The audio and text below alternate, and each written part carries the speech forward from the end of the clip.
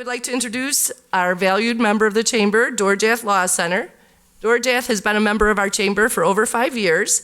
Their office is located in Batavia, in the same building that the Chamber is located, in the old post office at 106 West Wilson.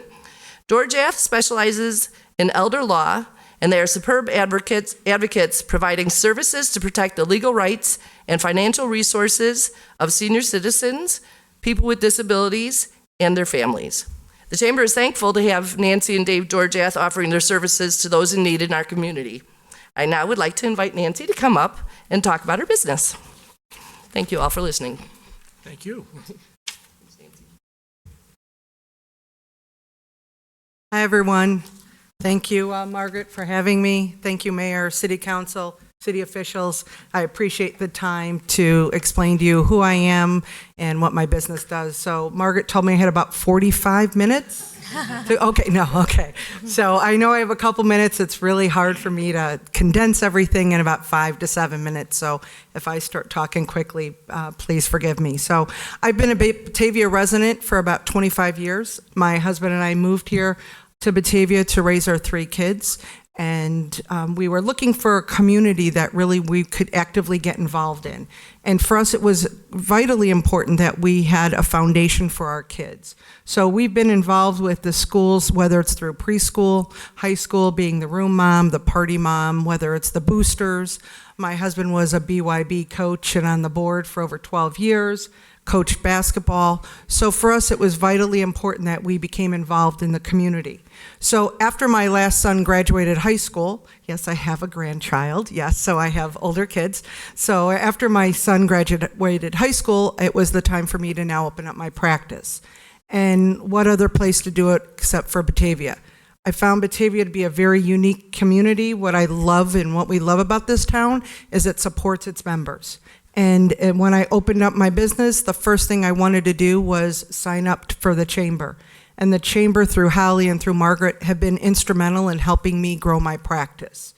And for me, it's very important. I present probably 5 to 10 times a month to the general public, because to me, it's the misconception of what people don't know tends to hurt them. So for me, I use my background and my family experience to really tell my stories as to why I became involved in what I became in. My husband and I were both from Chicago, multi-generational. I was raised with my grandmother. I'm Polish, so she was Busha. So Busha lived in the basement. And when we got married, we did what every Chicago kid did. We moved across the street. So Busha would walk across the street every day and babysit my kids while I went to law school. I started pregnant with my first and had all 3 kids in law school.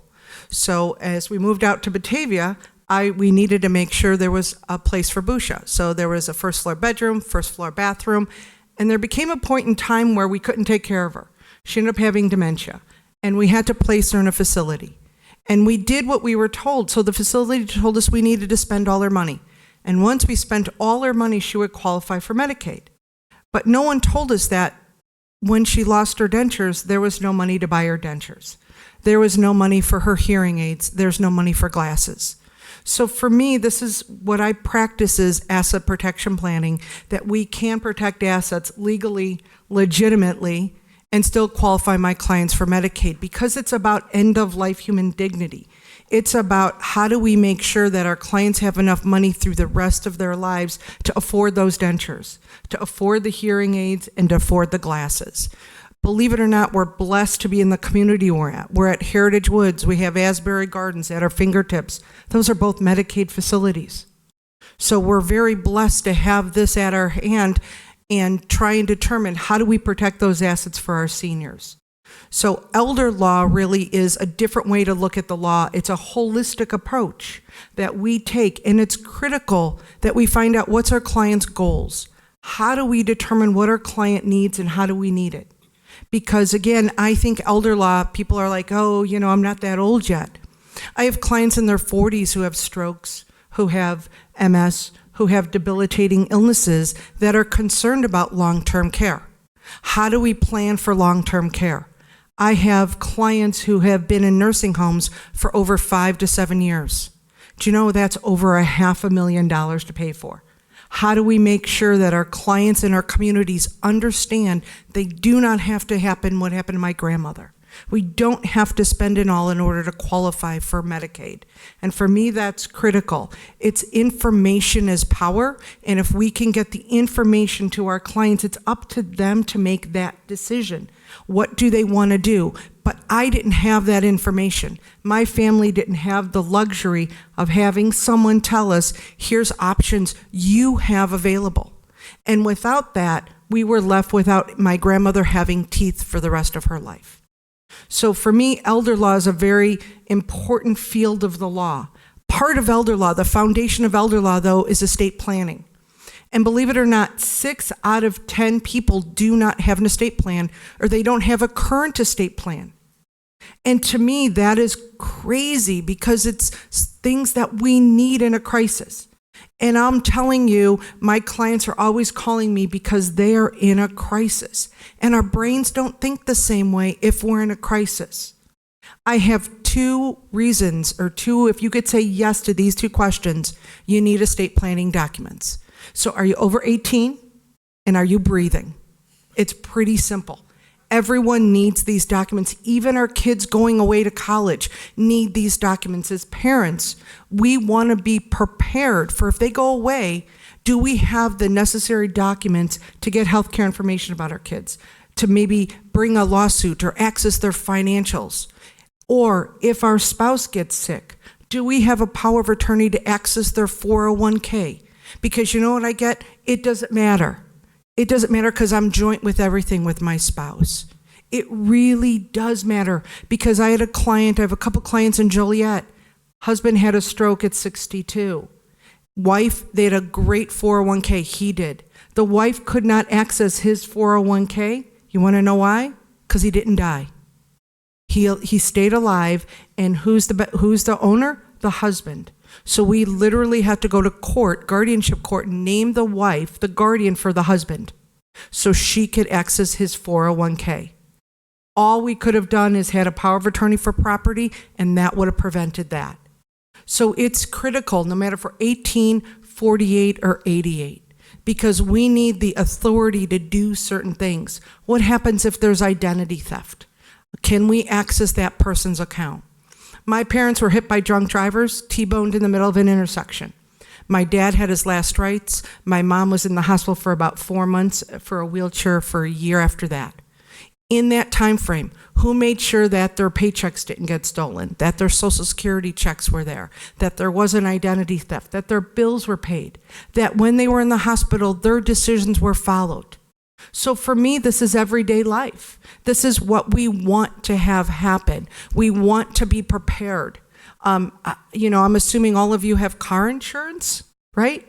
So you don't look for car insurance right when you get in a car accident, right? We're prepared. No one wants to think of estate planning, but it's similar to insurance. If we get in an accident, my family is prepared for what they need. So again, it's if you're over the age of 18 and if you're breathing. It's critical, and if I could change how people think about estate planning, that 6 out of 10 will be lower. Hopefully it'll be 0 out of 10, because I have clients who are in desperate need for certain things. I go to, the reason why I opened up my firm, because I thought people needed more time without the necessary fear of being billed. So most of my services are flat fee. I want my seniors to feel comfortable calling me and talking about their dogs or their pets or their grandkids, not worrying about it. And I actually go to facilities or houses wherever they need for no additional charge. Why? Because every person needs the right to representation. And I truly believe, because of my grandmother, if we would have just had the right representation, we would have not been in that circumstance. And what I found through the Batavia Chamber, through the Batavia Women's Club, through the facilities that we have in our community, this town needs the information. Everyone needs the information. What you do with it is up to you, but not having the information is the crime. So I'm here just to tell you, my office is across from the chamber. I'm at 106 West Wilson. And for me, it's let's at least review, let's at least understand what we're doing. I do not recommend people go online and do this themselves. That is something that I really frown against because we don't diagnose our own illnesses online either. There's a reason why attorneys are doing what they're doing, because that's our expertise. We know how to prevent, we know what documents should look like. The generic ones we find online, may not do what we need them to do. So we really do want to be prepared. And it's important to understand what each individual client's goals are. Because this isn't cookie cutter. It shouldn't be cookie cutter. Everyone shouldn't have the same documents. Everyone is important. Their life story is important. And we want to make sure that we bring forth whatever that story is and honor those stories. So I'm very privileged to be in this town, to be in this community. We love this community, and to have my practice in Batavia. I'm very blessed to be able to do that. So I want to thank you for your time. You could reach me, I feel like a salesperson now, you could reach me at 630-761-3600 or at www.getelderlawhelp.com.